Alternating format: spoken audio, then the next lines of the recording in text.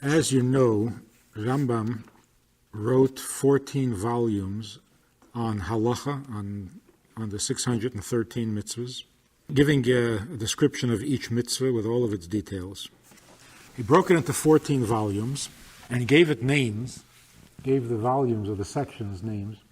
And one of the sections is called Kedusha, which means holiness or sanctity. Which laws or which mitzvahs are included in this section? The laws about prohibited relationships, forbidden sexual behavior, and forbidden foods under Kedusha, and the laws of shchita, the slaughtering of an animal to make it kosher. Those are the three mitzvahs, or the three laws that comprise the volume or the section called Kedusha. And it is significant that these would be called holiness or sanctity, when in fact they're basically describing unholiness. Even though we could make a distinction between forbidden foods and forbidden relationships with the laws of shchita. Shchita is actually a positive thing, because it means elevating the food or elevating the animal so that it is kosher. But even that is minimally positive, it's mostly negative, because until the animal is slaughtered, it's not kosher. So slaughtering the animal actually removes the unholiness or the forbiddenness of the living animal. The last law that Rambam records under the laws of shchita is that when an animal is shechted, when an animal is ritually slaughtered, there's a mitzvah to cover the blood. The blood that flows and is on the ground, there's a mitzvah to cover it with sand. The mitzvah is called kisui hadam. There's actually a blessing that you make. Blessed are you, God, who sanctified us with his commandments and commanded us to cover the blood with sand. Now what's interesting about this, and the Rambam doesn't really make a point of it, the only animals whose blood need to be covered after being shechted are wild animals, non-domesticated animals, and fowl, birds, but not cattle. Cattle, the blood of cattle doesn't, the cow, the sheep, they don't have to be covered. What wild animal is shechted that needs to have his blood covered?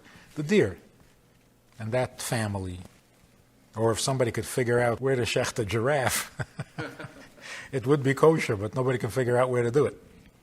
So it's birds and wild animals whose blood have to be covered. The Rebbe once explained this. The Rebbe said that the reason you need to cover the blood is because, obviously, it's the lifeblood of the animal. And when you see a thing go from living to non-living, this is tragic.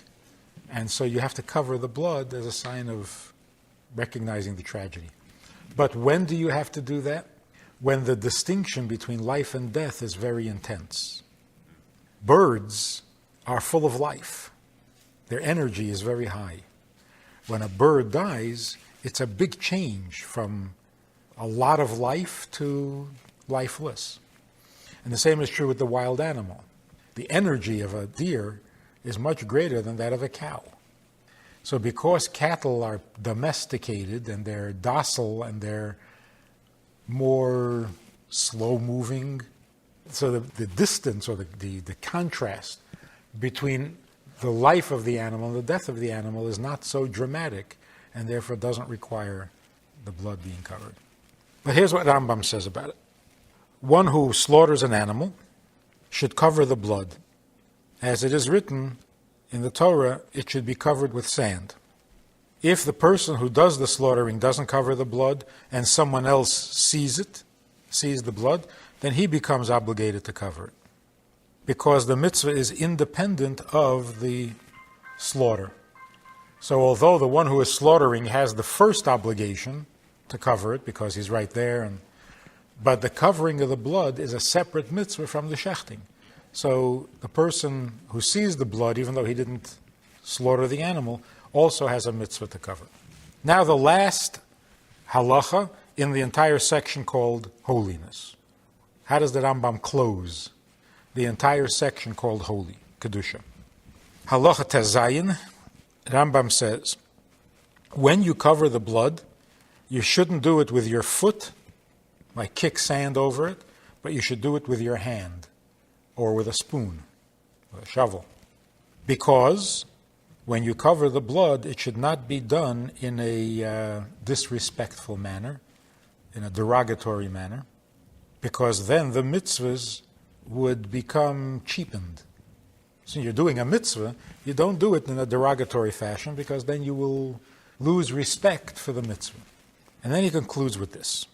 She'ein hakoved li'atzman shel mitzvahs, elo lemi shetziva bahen baruch hu. The honor, the respect that you have for the mitzvah is not for the mitzvah itself, but for the one who gave us the mitzvah. So how much respect should you have for a mitzvah? Not only the amount of respect that a mitzvah requires, but you should have respect for the mitzvah in consideration of who gave the mitzvah. It's God's mitzvah. So the respect would have to be great. Now, he says what seems to be completely irrelevant, although interesting and inspiring, but he says, the one who gave us the mitzvah, God, whom we should respect, gave us the mitzvah, v'hitzilonu milemashesh b'cheshech. And by giving us the mitzvah, he saved us from groping in the dark, from being lost in the darkness. V'orach esanu, he also put us on the right path. He prepared for us the right path with a candle. The mitzvah is like a candle that guides us to straighten out what has been distorted. Or in his words, liyasher hama'akashin. Those things that had gotten crooked, the mitzvah helps us straighten it out. V'eir, and he gave us a light, laheres nesives hayesha, to illuminate the path of righteousness. And then he brings a quote from Tehillim, as it says, Neir l'ragli dvarecha, your words are a candle for my feet, v'eir l'nesivosi, and a light for my path. What does this have to do with covering the blood necessarily? What does it have to do with Kedusha, with holiness? It's a little pep talk there, but why all of a sudden? There's an ongoing debate that maybe should never have happened, but it exists. The debate is, how are we supposed to view the mitzvahs? What do they mean to us? There's an opinion that says that we should look at the mitzvah as a self-help, self-actualization. The mitzvah is the method by which a human being becomes a real mensch. That's what it is. It's a discipline, it's a program that makes you a better person, or that helps you be a better person. To support that claim, they quote the Gemara. The Gemara says in one place, Le'nitnu ha-mitzvahs, the mitzvahs were given to us, Elo l'tzarev behem es habriyos, for the sole purpose of purifying the creation. Tzaref means the process by which you get the dross out of the gold. What is that called? To refine the gold by burning away the non-gold. So the Gemara says the mitzvahs were given l'tzarev es habriyos, in order to refine the human beings.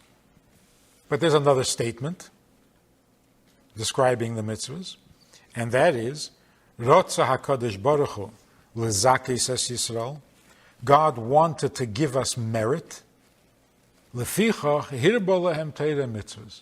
That's why he gave us all of these commandments. So, what is the purpose of the mitzvah? It is to give us merit. There's a third quote, a third description of what a mitzvah is, and that is Neir mitzvah v'Torah or. that the mitzvah is a candle and the Torah is light. The meaning behind these three quotes. The first quote describes the lowest function of a mitzvah. The mitzvah was given litzaref, to refine the creatures. Literally, litzaref es habriyos, the creatures. It doesn't even say human beings. That means that the purpose of a mitzvah is to separate the person from the unholiness that exists in the world. That's refinement, means removing the bad stuff. And who needs that kind of help? Creatures. Which is the lowest description of a human being, is to say he's a creature among creatures. And that he has nothing else in his favor. The only positive thing you can say about him is that God created him. He's a creation. That kind of a person is obviously living on a very low level and is vulnerable to the most unholy influences. So the mitzvah is there to separate him, or the goodness in him, from the unholy stuff even in him. So that's the refining process. That is one of the effects that a mitzvah has, but it's the lowest effect. It's the minimal effect. At least don't be an animal. Where do we see this? In which mitzvahs is this most evident? In the physical relationships and in food. Because these are the two areas in which a human being can really become an animal. Or should I say, is born an animal. Because if we don't do something about it, a child by nature is indulgent and is attracted to all sorts of ugliness. So if we don't do something to separate the child from that ugliness, he's going to be an animal. As we call it, raising children. Because they exist on a very low frequency. You have to raise them up a little bit to something higher and better. So that explains the first quote, where the process is refinement, getting rid of evil, and the description of the person needing it is briyos, which means just barely worthy. The second quote says, God wanted to give the people merit, and therefore he gave them mitzvahs. How are the people described? Not the briyos. Here we're talking about a person who has a little more going for him, other than the fact that God created him, or in addition to the fact that God created him. We're calling him Israel. We're calling him Yisrael, which is not only a decent title, Yaakov is also a decent title, but Yisrael is even better. And that's why Yaakov's name was changed when he was elevated to a higher level after he had won the battle against the angel. He was no longer called Yaakov, he's now called Yisrael. So Yisrael is really a title of greatness, an achievement. Sorisa im elikim vatuchal. You wrestled with an angel and you won. That's represented by the name Yisrael. And what does the Yisrael need? He doesn't need refinement. He doesn't need to be separated from the ugliness in the world. He needs to be given merit. The word lezakos in Hebrew, literally it means credit, worthiness, deservedness, but it also comes from the word pure, zaka. It's not a refining process, it's a purification process. So this person also needs improvement, but the improvement is not the removal of garbage, of junk, it's purifying even the good stuff. It's like, water or oil can be a little cloudy, or it can be pure, completely transparent. This also, of course, is the result of these kinds of commandments of prohibited relationships, prohibited foods, and the shchita of the animal. The third quote describing mitzvahs that's already of a completely different nature. The real character of a mitzvah is not that it separates you from ugliness. It's not a surgical procedure. And it's not that it purifies what needs purification. It's not a healing process. The truth of a mitzvah is that it is a candle. Like the Torah is light, the mitzvah is a candle. And what does that mean? It means the light of godliness or the light of holiness is uncovered or released by the mitzvah. So the mitzvah is not for the purpose of rectifying or improving that which needs to be fixed. It is for the purpose of bringing godliness into the world, even if the world is perfectly healthy. But it's not godly. So even in a perfect, ideal world, we would need a mitzvah. Which of course explains why will we be doing mitzvahs after Mashiach comes? There will be no evil. Ruach hatuma aver min haaretz. All unholiness will be removed from the earth. Death itself will be removed from the earth. Why will we need to do mitzvahs? So if, according to those who believe this, if the only purpose of a mitzvah is litzaref es habriyes, to refine the creatures, well then after Mashiach we won't need to do mitzvahs anymore. But are mitzvahs eternal? They are. Mitzvahs are eternal. So they will be performed even after Mashiach comes. Well, but why? If their only purpose is to refine, what do you do when you're refined? Well, you can say, yeah, the refinement can go on forever, but that's not what it says about a perfect world. In a perfect world, there is no evil to be removed. So obviously, since mitzvahs will, of course, be performed and practiced after Mashiach, and not only will they be practiced, but those are the real mitzvahs. What we're doing now is just practice. Interesting that Rambam calls these mitzvahs Kedusha, holiness, when in fact it seems to be the removal of unholiness. So we find in the word Kedusha two meanings. In fact, holy, what does holy mean? What does sacred mean? Sacred has two meanings. There's a negative and a positive. Sacred means removed from the ordinary, right? Set aside. So there are two sides, and sacred describes that which is removed from this side and reserved for that side. So Kedusha actually means removed. How do you make a synagogue holy? How do you make a shul holy?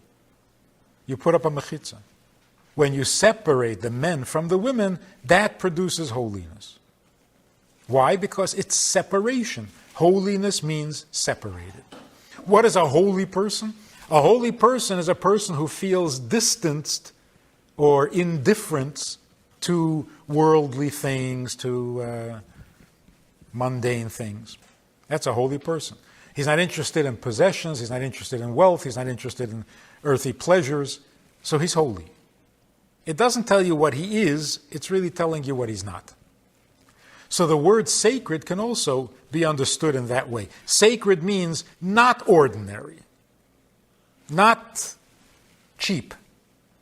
But then what is it? Well, that's a different subject. So the word Kedusha can actually mean separated from the non-holy. But it also has positive meaning because we describe God as holy. We use the word Kedusha to describe God. We can't say God is God because he is not interested in money. The fact is, he is interested in money, but for a completely different reason. So Kedusha also has to have a positive meaning. Now, the question is, philosophically, can you separate the two? Can you have holiness without being removed? And can you be removed from unholiness without actually acquiring positive Kedusha, positive holiness? So Rambam wants to say that all of these laws, which seem to be merely an avoidance of evil, is a mistake. That perception is a mistake. that even when the Torah tells you to avoid evil, it's not only an avoidance. It is a part of the process of making holy, of making the world holy. And that may be why Rambam says, be careful with the mitzvah. Not just for the mitzvah, for the giver of the mitzvah. Once you introduce the giver of the mitzvah, then the mitzvah can't be only a negative. If it's not God who wants the mitzvah, if it's just you need to be protected from the evil, okay, then it's just the mitzvah. But once you say this is not just a mitzvah, this is God's issue, well, then it can't just be an avoidance of evil, because God doesn't have to avoid evil. So the mitzvah can't be like in the first quote, Litzaref es habriyos, because then what's God's interest? Then it's not God's mitzvah, because he doesn't need it. If the mitzvah is only there because you need it, well, then it's your mitzvah, not God's mitzvah. Although it's very nice of God to be worried about our problems, to be considerate of our lowliness and our vulgar nature, and try to help us with it. It's very nice of him, but you can't call it his mitzvah. To make it all very clear, the Rambam says like this. Without quoting all the quotes, the Rambam says this. Follow this thing. When he says it's God's mitzvah, he says, what is God's mitzvah? It saves us from groping in the dark.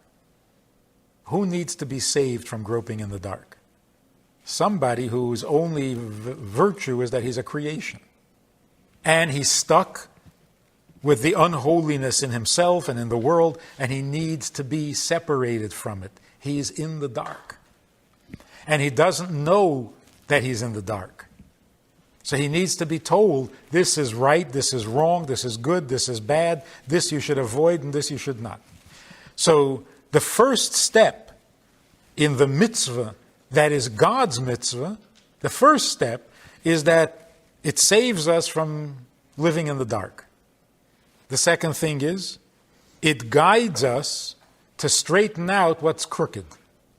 Crooked is not necessarily evil. Even good things can be crooked. Even a good path leading to a good place, it can be a crooked path.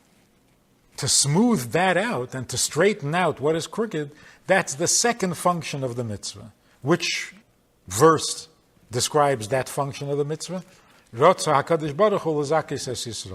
You're already not in the dark. You're already called Yisrael. You already wrestled with the angel and you won. But wrestling is crooked. It's not uncomplicated. It's not smooth. So even that needs to be purified. L'zakis. Even that needs to be purified. Even a good road needs to be straightened, smoothed out. And then it brings the quote. Why does he have to bring a quote? Because the quote brings the third and truest description of the mitzvah. What is the quote? Ner l'ragli dvarecha, your words are a candle for my feet, va'er l'nesivosi, and a light for my path. That's referring to the third quote, Ner mitzvah v'Torah oir. So he mentions in this quote, he brings the other quote, also it says Ner, candle for my feet, and light for my path. Why doesn't he bring the other quote? Ner mitzvah v'Torah oir. Because in that quote, Ner mitzvah v'Torah oir, it's talking about the mitzvah and the Torah. He's saying that the mitzvah is a candle, but the light is the Torah. Here he's not talking about the virtues of Torah. He's talking about the virtues of the mitzvah. So he found a quote where the mitzvah is called both candle and light. Where the mitzvah provides both candle and light. What is the difference between a candle and a light? A candle is a single wick. A light is a bonfire, many wicks. The difference is not only in quantity, but also in quality. A candle can't burn very long, but a fire can be kept going forever.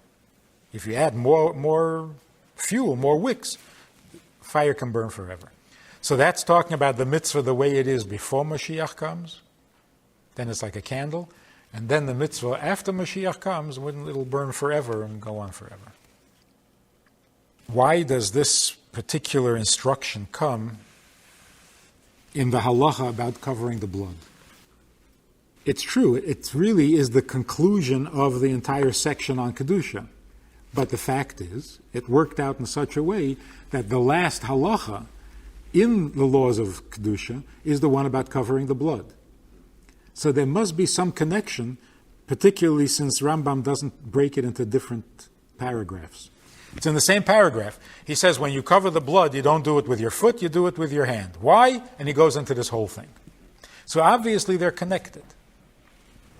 The covering of the blood has another unique amendment.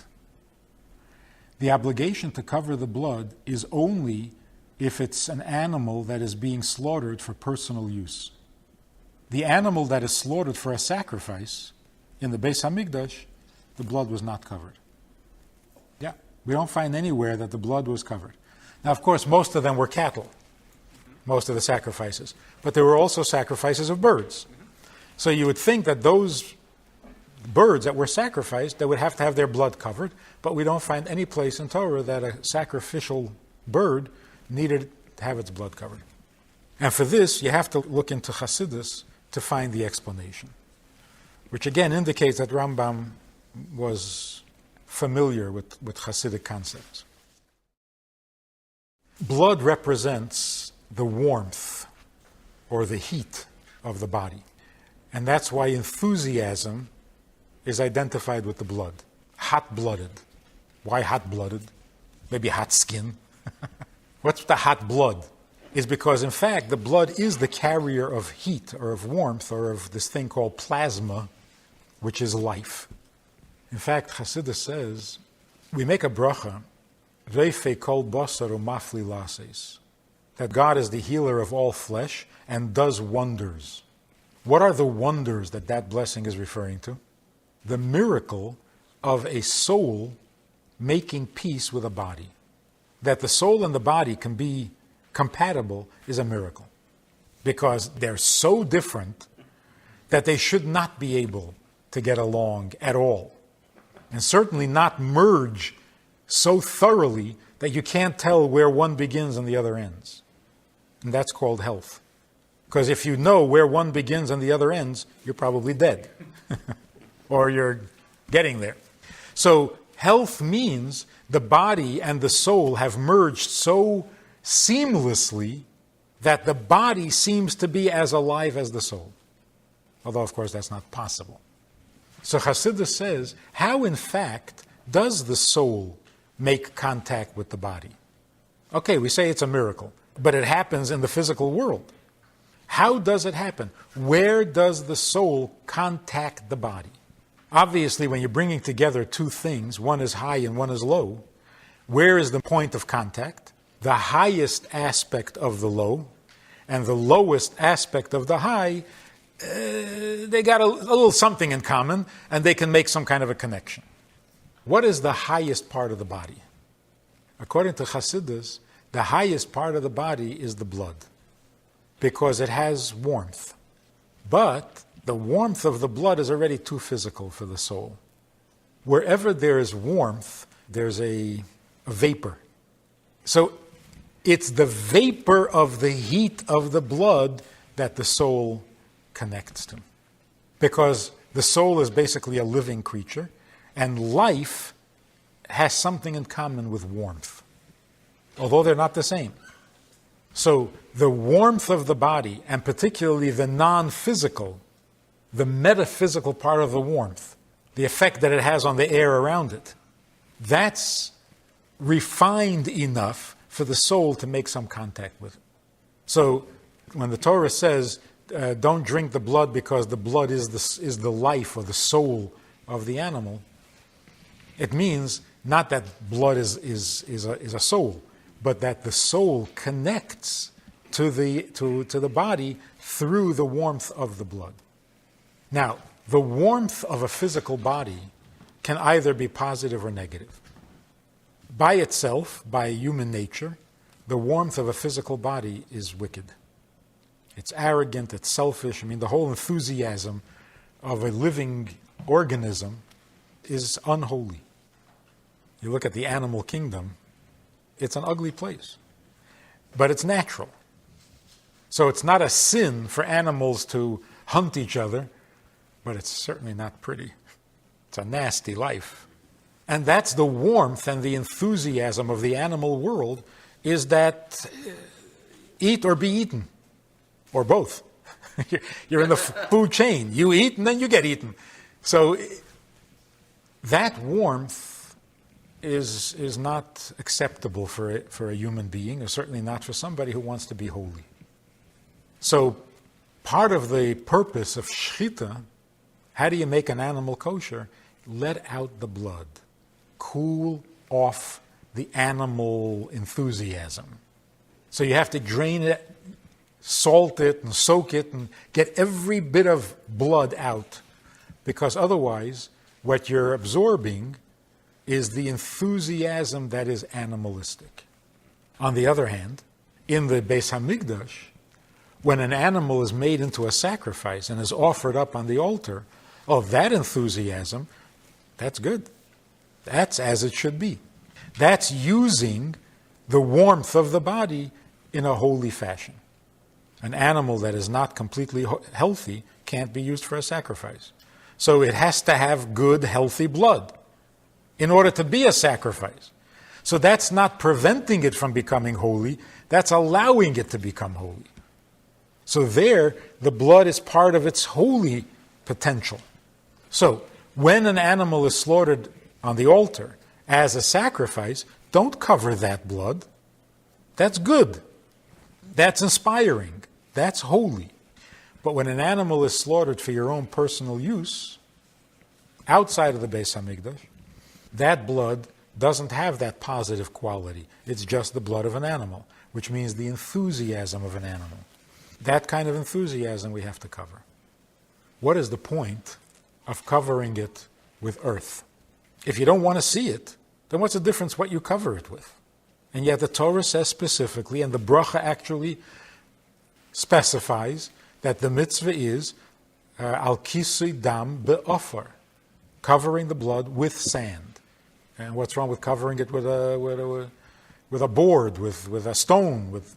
So again, we have to look to Chassidus for the explanation. Ofar implies humility. V'nafshi ka'ofar la'koil tihiyah. Humility. How do we combat the enthusiasm that is unholy? Now for this gets into a whole, before Chassidus, or without Chassidus, how did people who back in the olden days, who wanted to be holy, how did they handle this animal enthusiasm? They resisted it, they fought this animal blood, this animal warmth, animal enthusiasm, by denying it, by condemning it, by refusing. They fasted a lot, they didn't eat anything at all. They barely engaged in physical relationships. They didn't eat meat. So the three mitzvahs that are described here, forbidden relationships, forbidden foods, well, if you really want to stay away, so don't have any relations and don't eat any food. then you're safe. That was the ascetic philosophy of not participating in the world. Why? Because it's all animal enthusiasm.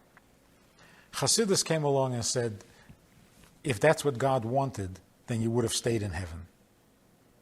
Obviously, God created us into this world and gave us the Torah in this world and not to the angels.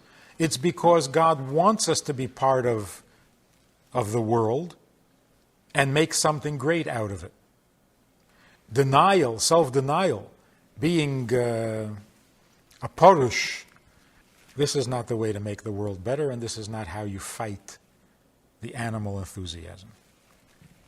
In fact, there's actually a negative side. When you try to avoid animal enthusiasm through avoidance, it sometimes backfires. The person who tries to not eat at all will end up being a glutton because you get a reaction. The person who wants to have no relationships at all ends up being a pervert. It doesn't lead to holiness. It leads to an uglier kind of unholiness when it doesn't work.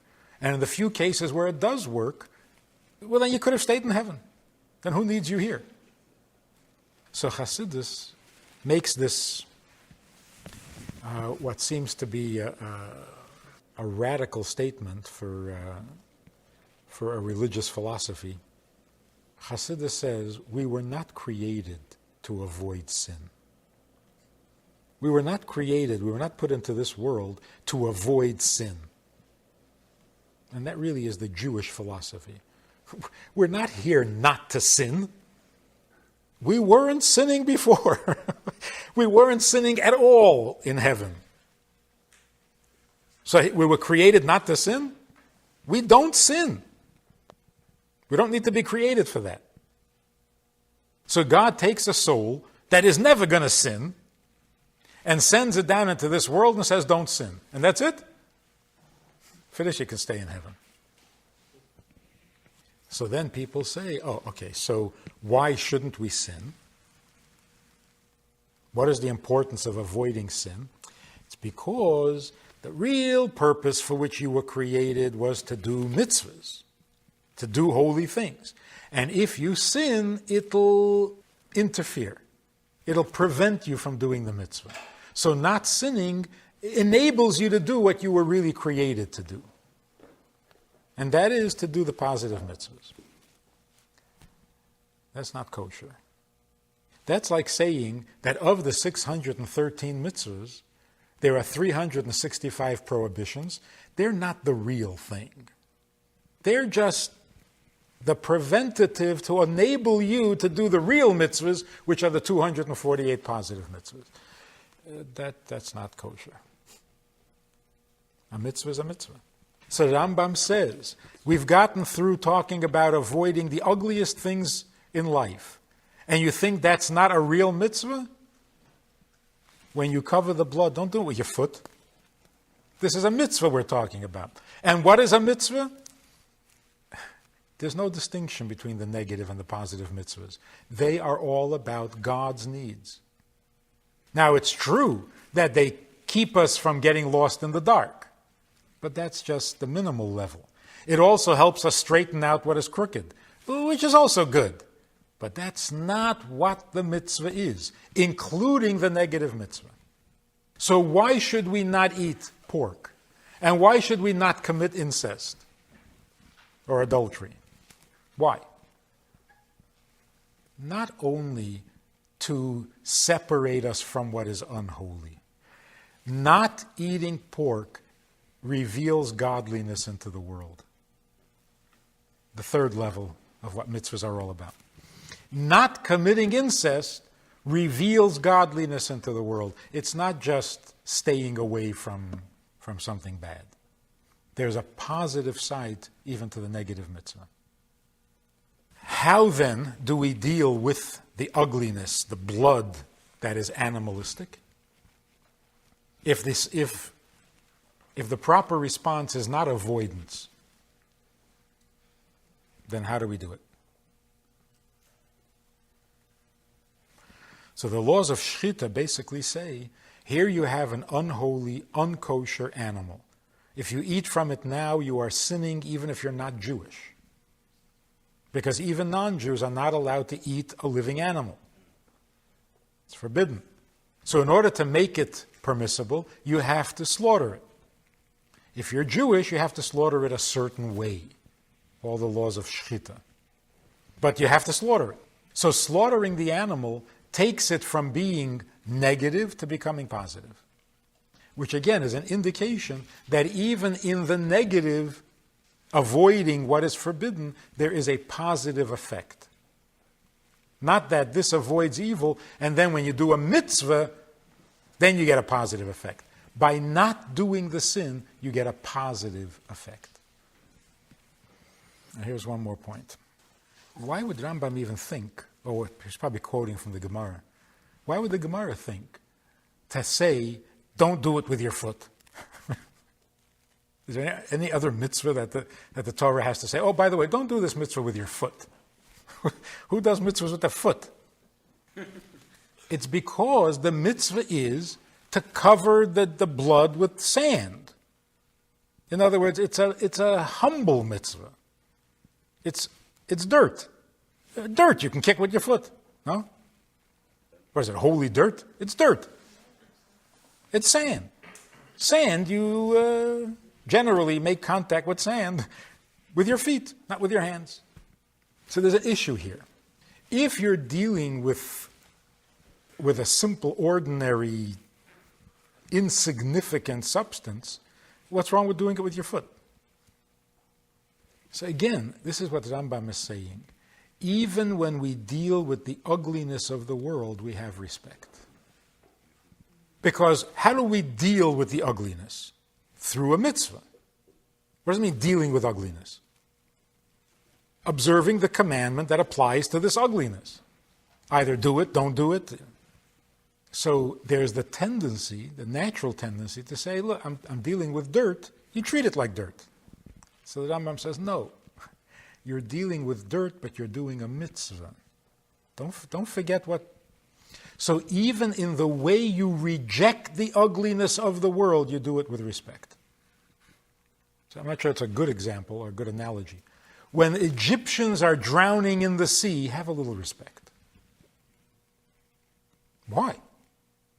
They're so bad that they deserve to be drowned. That's true. Huh? But it's still sad. What does it mean it's sad? Have a little respect. These are human beings. I'm not sure it's saying have a little compassion. What compassion? They're bad guys, they got to go. But you're saying it's a shame. But it's a shame that they're bad guys and that this has to be done. Right. Why? Because a human being shouldn't be that way.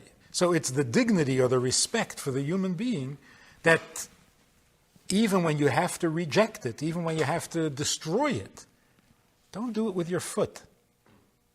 Have respect. One thing. We had a teacher once, a real chassid. He was sitting with us at lunch, and he was watching this guy peel an orange. Peeling an orange. He walks over to him and he says to him, even the rejection of klippa, you have to have respect. Klippa is basically the description of all unholiness. In Kabbalah, all unholiness is called klippa, the shell, the husk, because unholiness surrounds the holy and hides it, like the... It's also the orange had a shell. Right. Now, literally, I mean, the analogy is that just as the shell or the peel of a fruit hides the fruit, unholiness hides... So that's why unholiness is called klippa. So here we're talking about literally the klippa of the orange. So he said to him, the way you peel an orange shows what kind of a mensch you are, or lack of. Even when you're dealing with klippa, you have to have respect. It could be respect for the ugliness. In other words, like, you have to respect your enemy, or you underestimate your enemy's evil, you're gonna suffer. Respect the enemy, respect the klippa. There always has to be that, because whether God says do it or God says don't do it, it's a godly issue. You have to have respect. So in the Torah, for example, when children make fun of, they tell stories and they make fun of Pharaoh. Pharaoh was a bad man. He had boils and frogs were coming out of his nose. If Torah talks about Pharaoh, then no matter how bad he was, have a little respect. You're not quoted in the Torah. Pharaoh is. Nothing you ever said was worth recording for eternity. But Pharaoh is quoted in the Torah. Have a little respect. Haman is the exception. Because Haman's whole thing was arrogance. Amalek. And arrogance you have to ridicule. Even though you're doing it with arrogance. No, you're not supposed to, but that's a different thing. So Amalek is the exception. And Amalek is not quoted in the Torah. He came, he made a battle. He's never quoted. So even the bad guys in Torah are part of Torah. It's an amazing thing. You're not allowed to study Torah without first making the blessing. What if the only thing you're going to study that day is the quote of Pharaoh? You have to make a bracha. You can't quote Pharaoh without making a bracha. Have a little respect. Or Esav. In Cheder, children are taught to make fun of Esav. You lose respect for Torah. Like the Rambam says, if you do this mitzvah with your foot, you're losing respect for mitzvahs, not for the blood, for the mitzvahs, which is God's mitzvah. So we have to be careful and respectful even in how we reject the evil. Do it with humility. It's like spanking a child. This hurts me more than it hurts you, but I got to do it. I hate to do this to you, but it's a mitzvah. So the Baal Shem Tov would cry before he would slaughter a chicken. It's like saying, I really am sorry, but people are hungry. What can I do?